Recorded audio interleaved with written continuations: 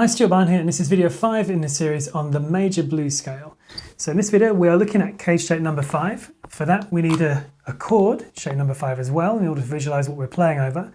So we're going to do an A, here it is. So that is an A major chord, caged shape 5, the one that looks like an open G.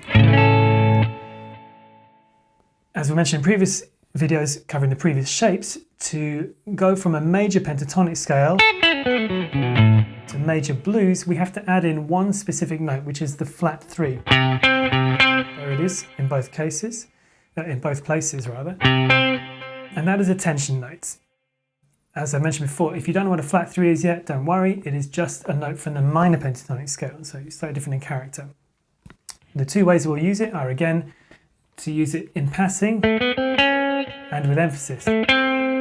Both very different effects.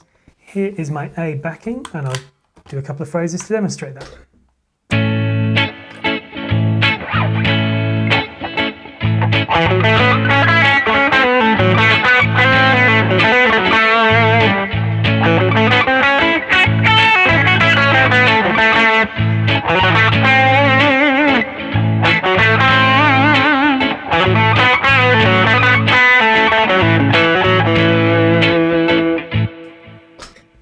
So that is the shape, that is the kind of sound you can create with it.